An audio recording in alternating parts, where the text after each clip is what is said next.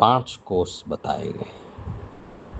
अन्नमय कोष, प्राणमय कोष, मनोमय कोष, विज्ञानमय कोष और आनंदमय कोष। ये जितने भी कोष हैं, ये नीचे से स्थूल से सूक्ष्म की ओर बढ़ते हैं। सबसे स्थूल है अन्नमय कोष, फिर उससे सूक्ष्म है प्राणमय कोष, उससे सूक्ष्म है मनोमय कोष, उससे सूक्ष्म है विज्ञानमय कोष और सबसे सूक्ष्म है आनंदमय कोष। सबसे प्रथम कोष अन्नमय कोष, यह हमारा पंचभूत शरीर है जो पृथ्वी, जल, वायु, अग्नि और आकाश से बना है। यह जो पंचभौतिक शरीर है अन्नमय कोष, यह पूरी तरह अन्य 4 कोषों पर निर्भर करता है। ये पूर्णतया पराधीन है, इसका कोई अस्तित्व नहीं है। यह प्राणमय, मनोमय, विज्ञानमय और आनंदमय कोषों द्वारा ही संचालित है। सबसे पराधीन जो कोष है वो है अन्नमय कोष। दूसरा महत्वपूर्ण कोष है प्राणमय कोष। हम जो वातावरण से नासिका के माध्यम से जो सांस लेते हैं वो इसका प्रमुख हिस्सा है। ये जो प्राणमय कोष है ये प्राण है। इसके द्वारा ही जब तक ये है तब तक ही शरीर है। इसके विराम हो जाने से शरीर भी शांत हो जाता है। अतः यह शरीर के लिए बहुत आवश्यक है, परंतु यह भी बहुत ही परतंत्र है। इसका भी अस्तित्व इससे भी जो सूक्ष्म 3 अन्य मनोमय, विज्ञानमय और आनंदमय कोष, उन पर ही ये निर्भर करता है। ये अपने आप में स्वतंत्र नहीं है। हम जो सांस लेते हैं प्राणमय कोष, ये नासिका के माध्यम से सबसे पहले आज्ञा चक्र में सांस, प्राण प्रवेश करते हैं। आज्ञा चक्र से इसके 2 भाग हो जाते हैं। एक भाग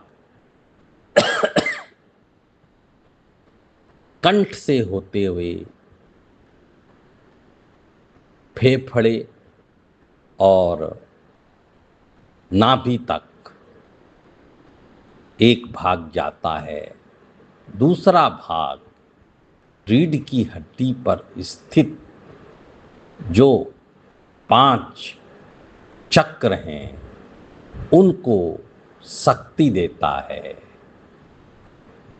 75% इसका हिस्सा, 3/4 हिस्सा 5 जो चक्र हैं उनको ऊर्जा देता है और केवल 25% ही यह कंठ के माध्यम से फेफड़े और नाभि तक शरीर की क्रियाओं में सहायक होता है। तीसरा महत्वपूर्ण कोष है मनोमय कोष। मन जिसे बहुत चंचल कहा जाता है, मन से बना हुआ ये कोश है। इसमें विचारों का संग्रह होता है और यह भी अपने से जो सूक्ष्म अन्य विज्ञानमय और आनंदमय कोश पर निर्भर करता है, परंतु यह अपने से स्थूल जो प्राणमय और अन्नमय कोश हैं उनसे उनको प्रभावित करता है। यह एक बहुत ही महत्वपूर्ण कोश है। चौथा जो महत्वपूर्ण कोश है वो विज्ञानमय कोश है। यह सबसे महत्वपूर्ण है। जीवन में जो कुछ भी हम बनते हैं वो भावनाओं के आधार पर ही बनते हैं। हमें जो माता पिता, देश, काल से जो भी संस्कार मिलते हैं उनसे भावनाएं बनती हैं और भावनाओं से ही शरीर की जो भूत है, भविष्य है, उसका निर्धारण होता है। अतः यह बहुत ही इम्पोर्टेंट कोर्स है। इसे विस्तार से समझने की जरूरत है। हमारे मस्तिष्क में जो एक हार्ड डिस्क है जिसमें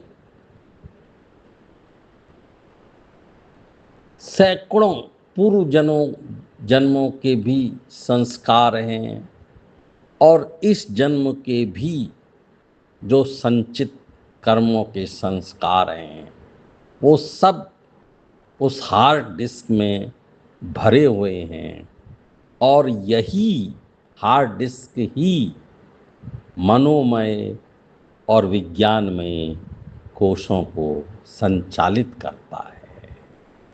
एक अगर कृषक का पुत्र है तो उसकी भावना कृषि प्रधान होगी। वह चाहेगा अपने माता पिता के संस्कारों से, गांव के संस्कारों से प्रभावित होकर के वह चाहेगा कि मैं अच्छी से अच्छी खेती करके धन अर्जन करूं और अपने खेत का विस्तार करूं, क्रय द्वारा अन्य लोगों के खेतों को भी खरीदूं। तो ये सब भावनाएं किन कोश से आती हैं? विज्ञानमय कोश से आती हैं। इसी प्रकार एक ब्राह्मण पुत्र अगर है तो वो चाहेगा कि मैं खूब ज्ञान विज्ञान का अध्ययन करूं, वेदों का अध्ययन करूं, ताकि मेरा ज्ञान और विज्ञान निरंतर बढ़ता जाए।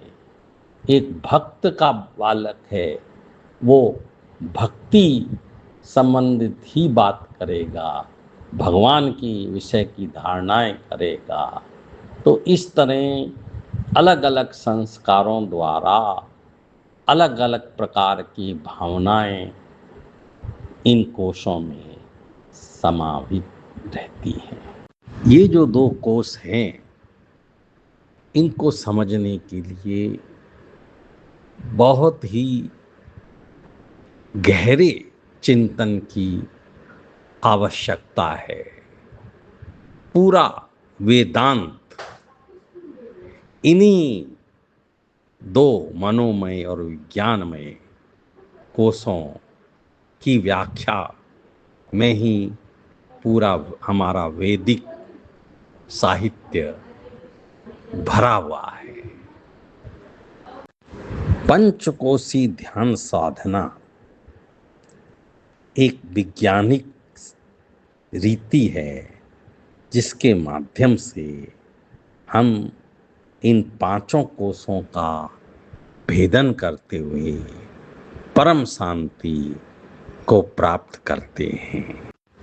परमानंद व परम सुख साधना की एक ऐसी अंतिम परिणति है जिसको प्राप्त होने पर मनुष्य या जीव जन्म मरण के बंधन से मुक्त होकर के आनंदमय चिर स्थायी स्थिति को प्राप्त करता है।